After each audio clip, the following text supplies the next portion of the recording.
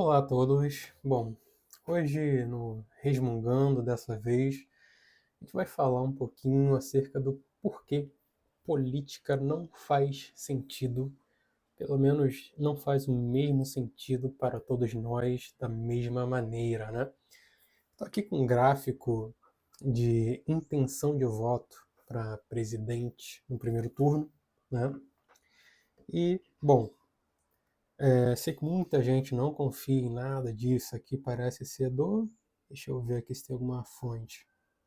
Datafolha, né? Sei que muita gente vai olhar isso aqui e falar: o Datafolha está mentindo. Na verdade, o Caiado está com 3, e o Renan está com 10, e o Flávio está com 55, e o Lula, não sei o quê. Muita gente desconfia, mas é o que tem, tá?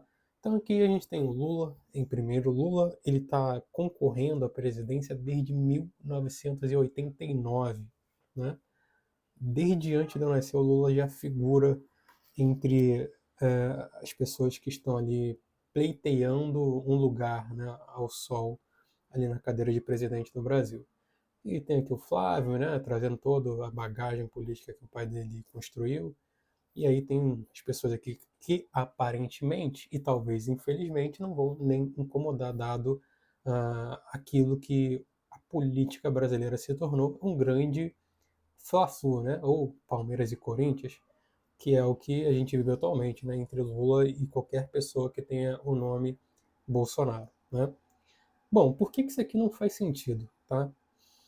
Isso aqui, a política, do jeito que a gente enxerga, ela não faz sentido, porque quando eu vejo uma pessoa que vota no Lula, né? Eu penso assim, cara, essa pessoa para mim não faz sentido. Ou até no Bolsonaro também, tá? Porque o Bolsonaro, o pai, teve a oportunidade de estar na presidência, pegou ali a Covid e tudo mais. Mas eu penso, cara, essa pessoa para mim não faz muito sentido, porque eu vivo no Rio de Janeiro, né? E cidade do Rio de Janeiro. Infelizmente, na cidade do Rio de Janeiro existe um fenômeno que é muito curioso, e ele existe desde que eu nasci, e ele só piorou até então, né? Já estou aí com mais de 30 anos de idade. O que é esse fenômeno? A cidade, ela é inabitável, tá? Essa cidade não é possível viver, ok? Então, para quem não é do Rio, eu vou deixar muito claro para vocês, tá bom? Lugares onde, se você vier morar no Rio, você vai considerar morar. São é, essa pequena bolha aqui, ó, tá vendo? Copacabana, Botafogo, Ipanema, essa pequenina bolha que você vai considerar morar, ou essa outra pequena bolha aqui, ó, Barra da Tijuca, tá bom? São os únicos lugares, e talvez alguns lugares da Tijuca, esses são os únicos 3 lugares que pessoas que se importam com a segurança física consideram morar na cidade do Rio de Janeiro, tá? Para além disso, toda essa zona aqui, ó, passou da Tijuca para cá, isso aqui tudo é terrível, é feio, é perigoso, é cheio de favela, sabe? É uma zona de guerra, tá? Essa é a realidade do Rio de Janeiro, e ela piora sempre que possível, né? O tráfico se expande, você não pode comprar um carro porque vão te roubar. Aqui na linha amarela, por exemplo, né? Ou em qualquer outra via, como por exemplo a Avenida Brasil também, que, né, adoram fazer ali um arrastão e roubar tudo que você tem. Então você está aqui dentro de uma grande zona de guerra, tendo ali 3 partes da cidade onde moram somente pessoas ricas, políticos, empresários e pessoas corruptas, né, que são zonas ali com uma relativa segurança, ok? Então, eu, da minha perspectiva, do auge do meu egoísmo, penso, puxa vida, eu nasci e o Lula já estava aí, né? Então, se ele fosse me ajudar, se ele fosse melhorar a minha vida, ele já teria melhorado, né? Então, do auge do meu egoísmo, eu olho para o cenário eleitoral e falo, cara, não vejo sentido em votar nesse pessoal que já está aí um tempão, e nesse tempão que eles estão aí, a minha situação só tem piorado. Porém, se você pegar o cara do interior do Maranhão, por exemplo, ele mora numa cidade que não tem atividade econômica nenhuma, e aí ele pensa assim, cara, se não for o Lula, eu vou passar fome, porque eu preciso do auxílio XPTO. Então, para mim, é Lula na cabeça. E ele tá pensando nele.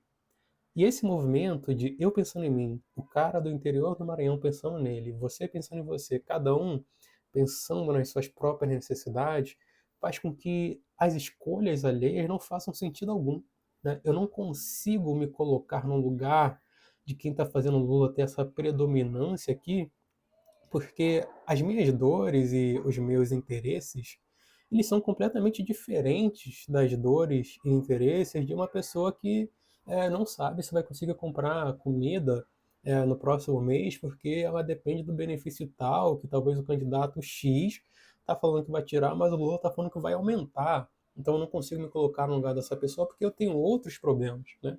Meu problema é segurança, meu problema é taxa de juros, né? Talvez seja até um problema relativamente de pessoas privilegiadas, né? Porque se eu não estou preocupado se vai ter ou não Bolsa Família, se vai ter ou não auxílio pela quantidade de filhos que você tem e qualquer coisa do gênero, talvez eu esteja em uma posição de privilégio. Ao passo que outras pessoas vão olhar para a situação e falar, cara, eu não estou nem aí se o tráfico está se expandindo ao longo de toda a cidade do Rio de Janeiro. Eu não estou nem aí. Eu só quero que você deposite meu auxílio, certo? Na minha conta todo mês, para eu comprar comida para os meus 10 filhos. Tá? Essa é a realidade. Então, o Brasil, da perspectiva daquela pessoa lá, que está aqui, ou voltando aqui, é completamente diferente do meu Brasil e provavelmente do seu Brasil. Então, quando você vai e tenta entrar num debate político, vocês não vão conseguir chegar num consenso porque vocês estão lutando por realidades diferentes, né? Vocês, se a gente for pegar aquela pirâmide de necessidades de Maslow, deixa eu ver aqui, ó.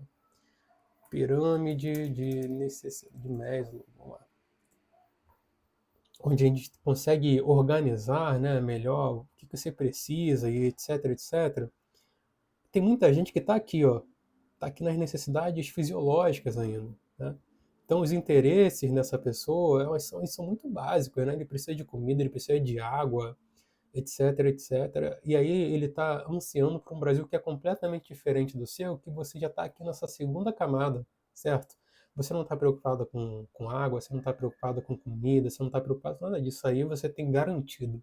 Você está preocupado com segurança, né, um emprego, família e comprar uma casa, você está preocupado com outras coisas, né? Vocês estão em momentos e em camadas diferentes da sociedade, vocês nunca vão conseguir se entender porque aqui é quase que uma questão de sobrevivência, tá? Então debater a política nesse sentido não faz sentido nenhum, tá bom? Nenhum. Não haverá consenso, tá? Eu volto a repetir. O meu Brasil, o Brasil que eu gostaria, é um Brasil onde eu conseguisse perambular por todo o Rio de Janeiro sem ter medo de entrar numa rua errada e levar um tiro, né? Um outro ponto que eu almejo muito era, ok, não posso morar no Rio de Janeiro porque a cidade inteira está tomada pelo tráfico. Então vamos comprar uma casa em outra cidade e aí você entra num outro problema, que é a taxa de juros do Brasil, né?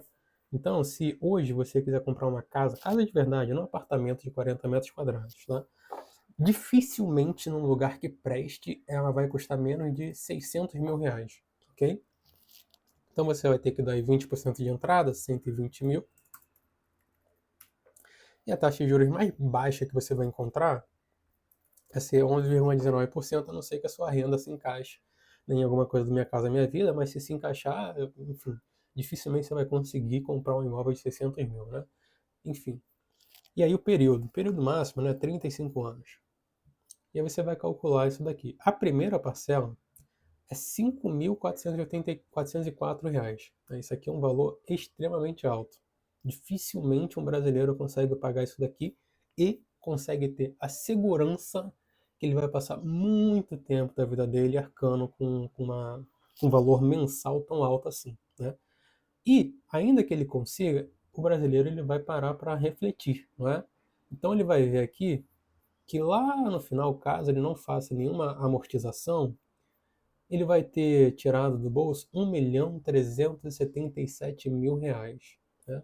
No imóvel que a princípio custava R$ 600.000.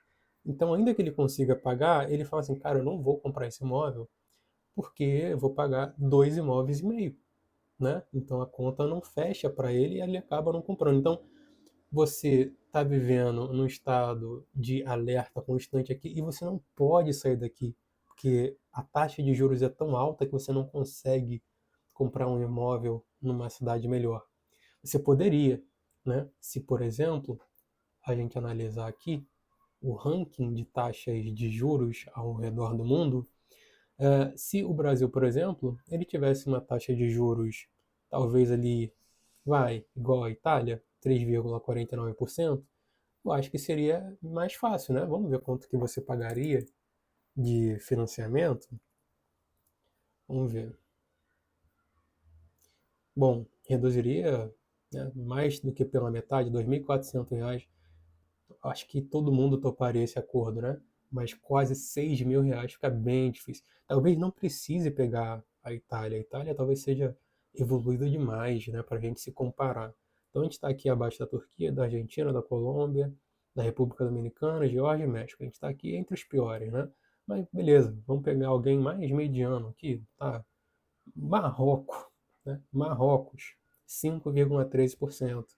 Então, talvez se a gente tivesse a taxa de juros do Marrocos, né, de 5,13%, a gente também toparia, né, fazer esse acordo. Puxa vida, estou numa cidade como o Rio de Janeiro, deflagrada pela criminalidade, ok, vou comprar no interior, né, e vou pagar R$ 3.000.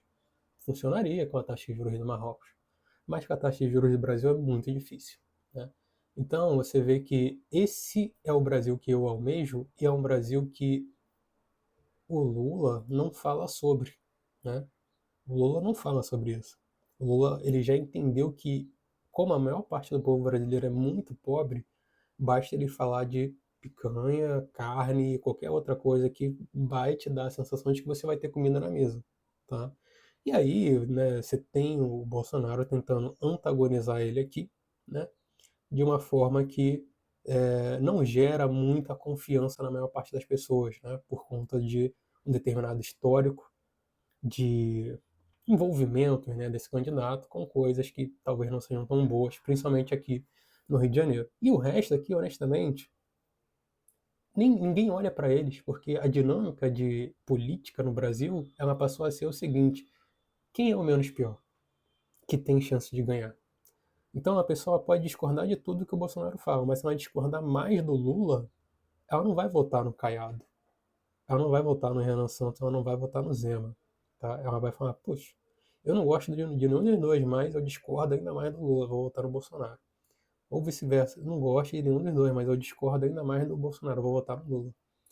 Então você fica nesse fla-flu aqui eterno, né?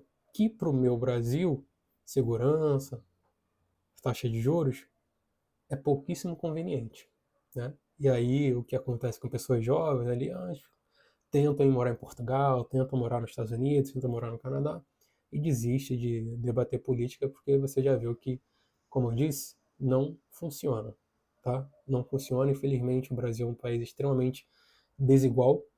Cada brasileiro vive uma realidade brutalmente diferente, com interesses diferentes e, para piorar, os políticos também têm seus próprios interesses, né? Então, todo mundo que está aqui, né, vai te prometer muita coisa. Mas quando eles chegarem no poder, eles vão fazer outras coisas, coisas que estão alinhadas com os objetivos e anseios deles. Então tá todo mundo escravo de si mesmo, e aí a gente tem bastante dificuldade de vislumbrar um país melhor daqui a 4, daqui a 8, daqui a 12 ou 16 anos, porque estamos escravos de um sistema que faliu, porém que ainda não foi retirado de circulação.